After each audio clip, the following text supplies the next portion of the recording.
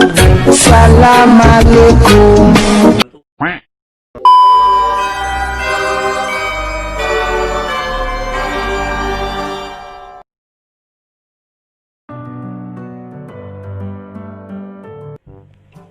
Assalamualaikum warahmatullahi wabarakatuh.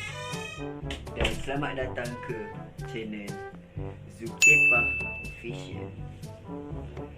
Saya di sini bersama rakan seperjuangan saya iaitu Muhammad Zikri bin Muhammad Hairul ingin membincangkan tentang tajuk yang berbunyi apa itu undang-undang. Di dalam video ini terdapat 3 slot yang berbeza. Tetapi jika korang semua nak tengok 3 slot ni dan korang ingin tahu apakah yang ada dalam 3 slot ni, korang kena tengok video ini sehingga tamat. Mari kita saksikan. Sekejap. Saya terlupa seperkara lagi. Sebelum korang nak tengok 3 slot itu, korang kena tengok video ni dulu. Yeah, boy. Kau mesti tak sabar kan nak tengok video tu? Mari kita saksikan.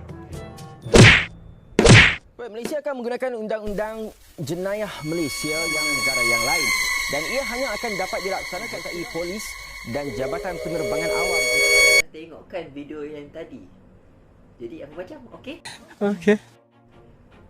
Jadi mari kita masuk ke slot yang pertama, iaitu slot apakah itu undang-undang.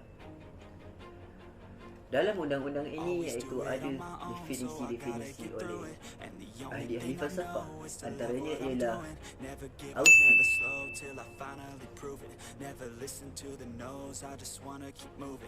Austin ialah, maksudnya adalah perintah yang dikeluarkan oleh satu badan yang berkuasa untuk orang-orang biasa dan dikuatkuasakan melalui hukuman.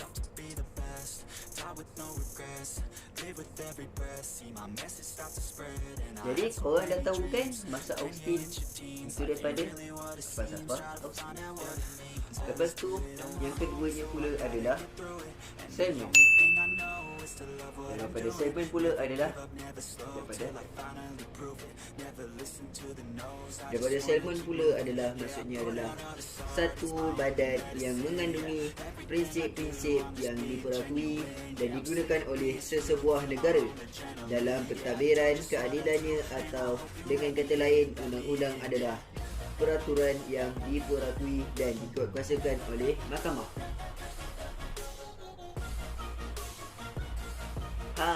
Itu maksud yang kedua daripada Selman. Manakala yang ketiga pula daripada Hobbes, maksud undang-undang ini adalah undang-undang adalah yang kaedah perlakuan, rules of conduct yang obligation, iaitu yang patut dipatuhi, yang bersifat mendesak atau memaksa. Itu daripada Hobbes. Dan yang terakhir daripada ahli falsafah yang terakhir iaitu Kamus Black. Kamus Black bermaksud, daripada Kamus Black, undang-undang adalah yang diperturunkan, diperintahkan atau dinyatakan ataupun satu peraturan atau metod yang mana fenomena atau perbuatannya saling berganding antara satu sama lain, yang perlu dipatuhi atau diikuti oleh rakyat kalau kepada hukuman atau kesan-kesan. Itu daripada Kamus Black. Tetapi saya ikutkan, sebenarnya undang-undang ini adalah daripada sebuah cerita yang daripada beberapa orang buta yang tak nampak, menggambarkan seekor gajah yang belum ditemui atau didengar. Macam mana tu maksud undang-undang sebenarnya? Pelik kan? Tapi oleh hal yang demikian, pelbagai tafsiran daripada orang melalui pendirian dan kefahaman mereka sendiri.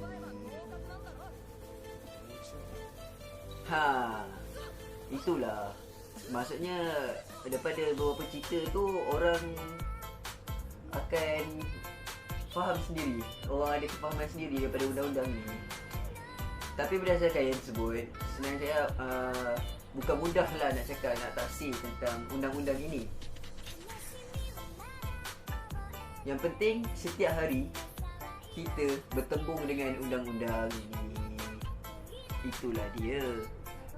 Sebagai contoh, kalau kita memandu kereta dan kita memakinkan kita tu dekat kotak kuning kan, ataupun kita tak memakai tali pinggang keledar, kita akan disaman. Itulah salah satu contohnya. Tapi undang-undang ni bukanlah satu senarai peraturan yang perlu dipatuhi, tetapi ia merupakan sebuah alat pengawalan dan boleh dimanipulasikan, maksudnya boleh diubah oleh sesebuah kumpulan yang tertentu sahaja. Jadi daripada ini semua, daripada masuk-masuk definisi, daripada ahli-ahli falsafah itu semua, maka persoalan daripada apa itu undang-undang itu telah pun terjawab. Itulah persoalan. Jadi persoalan-persoalan apa itu undang-undang telah pun terjawab daripada konteks-konteks yang tadi. Selepas ini kita akan masuk ke slot kedua. Oh my god! Slot kedua. Kau kena stay tune ke akhir video. Hello guys, what's up, what's up?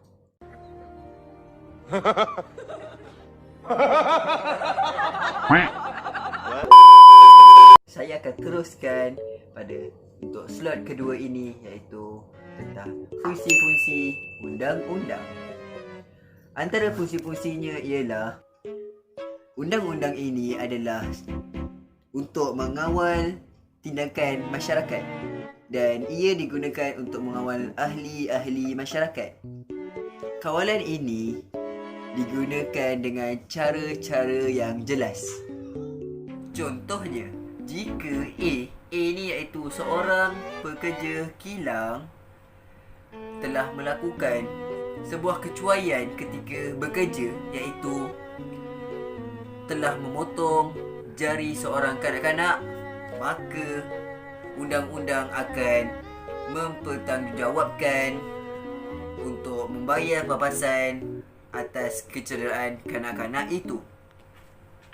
Di sini kita nampak yang bahawasanya undang-undang ini tidak akan menghukum terus seseorang itu, tetapi ia masih melibatkan kos atau pembayaran dan ia akan memaksa seseorang itu untuk dipertanggungjawabkan atas tindakannya itu. Dengan undang-undang seperti ini, individu akan lebih berhati-hati dalam tindak tanduknya supaya tidak mendatangkan sebuah kemudaratan kepada orang lain. Misalnya, undang-undang syarikat akan memastikan orang yang hendak berniaga itu mengasingkan dirinya daripada perniagaannya, kerana jika perniagaannya itu tidak menghasilkan sebuah keuntungan atau syarikat itu menjadi bankrupt, maka syarikat itu akan dipertanggungjawabkan tentang hutang-hutang itu dan bukan individu-individu dalam syarikat itu. Undang-undang juga boleh dilihat sebagai alat mengawal atau pengatur masyarakat.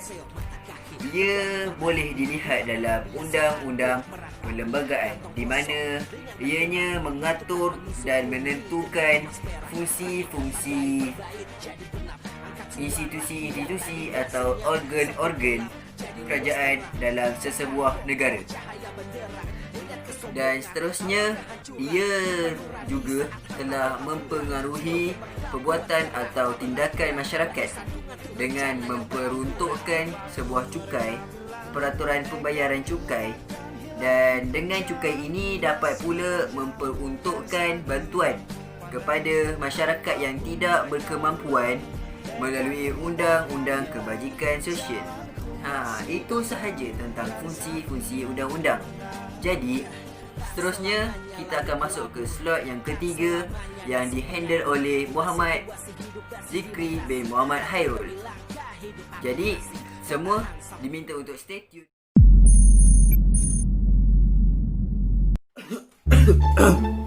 Assalamualaikum. Assalamualaikum. Tak bolehlah. Anda rasa saya ada masa untuk sakit tekak? Tidak mungkin. Gunakanlah gula-gula Hex untuk mengobati tekak anda.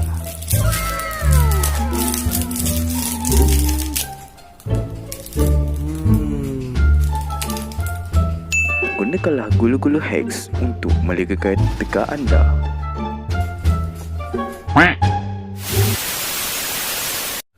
Bersama saya lagi dalam slot 3 dalam channel Zikepah. Saya Muhammad Zikri bin Muhammad Hairul, pernah buka matrik KSD 260-1027. Dalam slot 3 ini kita akan membicarakan tentang perbezaan undang-undang dan moral atau kesusilaan. Sebelum tu kita baca dulu komen-komen yang diberikan, yang antaranya daripada Abdul Malim yang bertanya, apakah ini masukkan dengan utilitarianism dan juga maksud apakah itu good cause. Dan saya nak tanya lagi satu, apakah perbezaan undang-undang dan juga moral? Mohon penjelasan. Baiklah, sebelum tu kita masuk satu persatu dulu dalam slot 3 ni. Sekali kita tengok undang-undang ni, kita lihat dia merupakan satu tunjang ataupun penguatkuasa di antara moral dan juga akhlak. Kita tengok daripada pendapat daripada J. Stuart Mill, seorang ahli falsafah daripada abad ke-19, mengakui bahawa adalah tidak wajar kita punya undang-undang tu terlibat dengan perkara dengan perbuatan moral. Maksudnya tak bolehlah perbuatan moral tu dengan undang-undang tu disatukan. Cara tu yang diasingkan tu barulah dipanggil dengan utilitarianism. Utilitarianism ni apa? Utilitarianism ni dipentingkan hak individu tu sebagai kepentingan utama, kepentingan asas undang-undang. Undang-undang ni juga tak boleh nak halang sesuka hati. Tak boleh halang sesuka hati daripada pelaksanaan hak asasi individu untuk memilih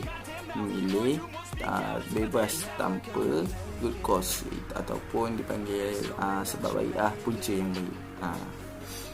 Apakah yang dimasukkan dengan good cause? Yang dimasukkan dengan good cause ni, asalkan dia tidak memudaratkan atau mendatangkan kemudaratan kepada orang yang berkenaan.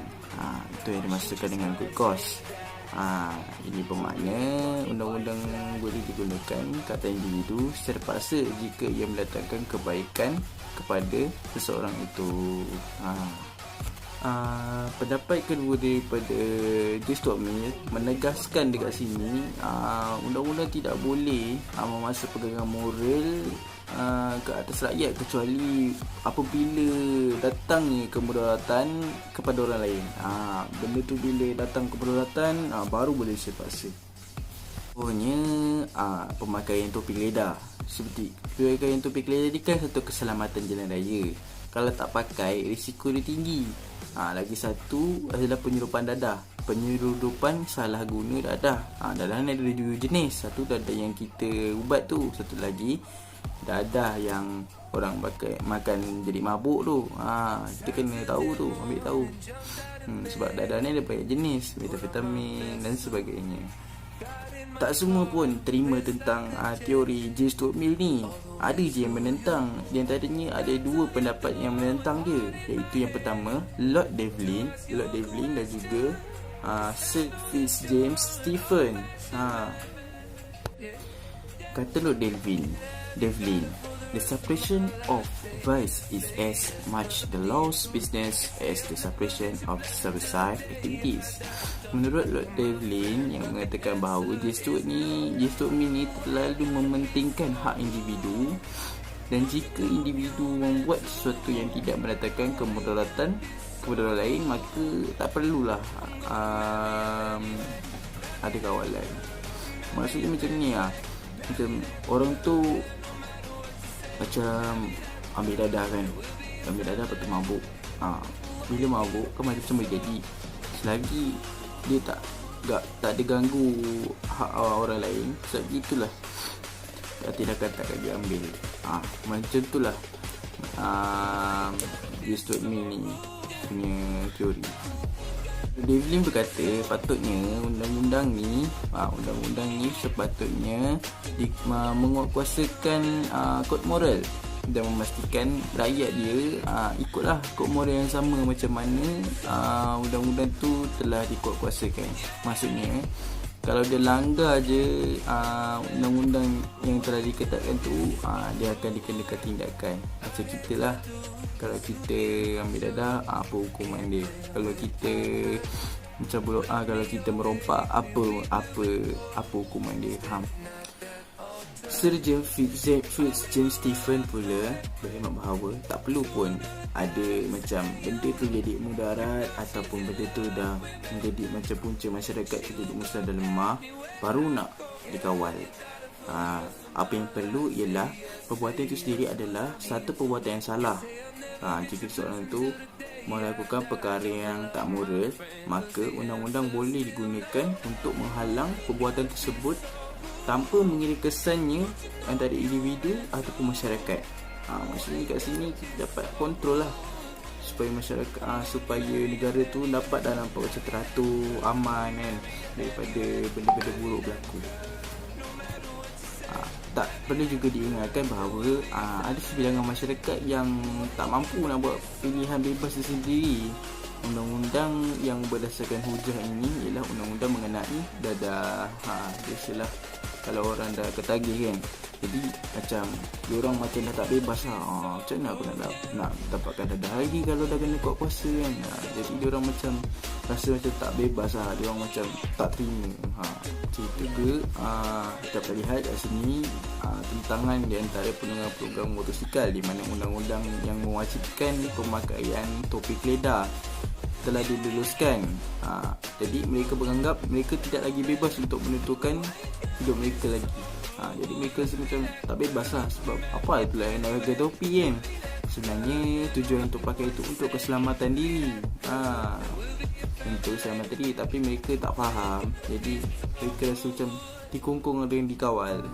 Kita dapat lihat penentang dia ada juga yang menentang Lord Devlin dan juga James Stephen iaitu H.L.A. Hart.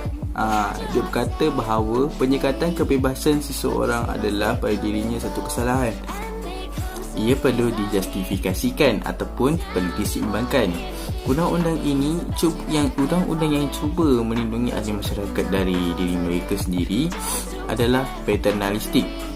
Undang-undang seperti salah guna dadah, pemakaian topi keledar adalah undang-undang yang dibenarkan dan munasabah. J. Stuart Mill pula mengatakan bahawa undang-undang paternalistik adalah tidak wajar kerana ia menceroboh kebebasan diri seseorang. Dia pun tentang juga balik. Tentang balik dengan Lord Devlin dengan juga James Stephen. Sebab dia kata dia dah kira menyikat hak kebebasan individu. H.L.A. Hart bersetuju dengan J. Stuart Mill mengenai undang-undang jenayah di mana ia memaksa sesuatu moral untuk kepentingan dan ini adalah salah. Dia kata kalau kita macam kita buat undang-undang ni kan, berdasarkan macam nak kena ikut undang-undang itu, dia rasa macam kita dah sekat kebebasan dia. Macam itulah yang dikatakan oleh H.L.A. Hart dan juga J. Stuart Mill. Jadi undang-undang adalah penting untuk menghalang berlakunya sesuatu yang ada kesaluran. Jadi hubungan seksual antara dua orang telah dewasa, penggunaan dadah dan bigami tidak sepatutnya diharam kerana ia tidak memberi kesan kepada orang lain. Tetapi jika perbuatan itu seperti mencari pelanggan di tepi jalan atau mencetuskan rasa perkauman, maka ia mesti dibanteras. Macam itulah yang dimaksudkan dengan darurat tadi. Apabila jadi macam dia dah berlaku antara masyarakat dan juga tu, barulah dia kata disuruh kawal. Benda dah teruk-teruk pun nak kawal. Macam itulah maksud dia. Perbuatan yang mencemarkan kesucian awam, Ini perlu dibezakan dengan perbuatan yang sememangnya tidak bermoral, seperti pelacuran tetapi berlaku dalam keadaan tertutup, maka ia tidak mencabar kesucian awam. Kesucian awam ini hanya merujuk kepada perkara-perkara yang dilakukan di tempat awam. Jadi apa yang ditekankan HCLA Hart dan juga J. Stuart Mill ni, dia mengatakan bahawa selagi benda tu tak melibatkan awam, maksudnya umum, selagi itulah tak perlu dikawal. Jadi dekat sini kita dapat lihat dan dapat membezakan antara undang-undang dan juga moral. Undang-undang ni satu perkara yang diikat, yang diikat oleh satu badan kuasa untuk orang biasa untuk patuh. Untuk patuh dalam undang-undang tu. Kalau moral pula, kalau moral ni benda yang kita dari kecil dah belajar, seperti misal akhlak, adab dan sebagainya. Kalau dekat undang-undang pula ada hukuman. Tapi kalau dekat moral ni, kalau kita buat benda buruk dipanggil tidak normal ataupun tidak moral. Macam tu. Benda tu macam tak baik kan. Nampak macam tak baik lah. Kalau undang-undang kita buat benda tak baik, kita kena denda. Macam tu lah. Dan perbezaan dekat sini yang kita dapat antara dua ni, yang terakhir adalah undang-undang ni ditulis, dibahas dan dikuatkuasakan oleh Parlimen. Tapi kalau moral ni, dia bergantung pada nilai keperkerimanusiaan. Maksudnya sifat seseorang tu, nilai kemanusiaan yang merupakan satu persetujuan kelompok manusia. Maksudnya macam mengikut adat masing-masing lah. Moral tu macam Cina ada moral dia, macam Islam ada akhlaknya, macam India pun ada moralnya sendiri. Semuanya yang baik-baik. Okay, ni tamalah sudah perbincangan kita pada hari ini. Jumpa lagi pada episod akan datang di waktu yang sama dan hari yang sama, iaitu pada hari Rabu dan juga jam 9 pagi, hanya di channel Zikepa. Jadi episod akan datang kita akan bahaskan perkara yang lebih menarik daripada ini. Jadi anda perlu stay tune. Dan jika anda suka video kali ini, jangan lupa like video ni, subscribe dan share video ni supaya video ni bermanfaat kepada orang lain. Okay, setakat saja daripada kami, Huzaifah dan juga saya Muhammad Zikri bin Mahirul melaporkan untuk Zikepa. Bye bye. Assalamualaikum. Another day is dawning again. Forget our troubles. We're standing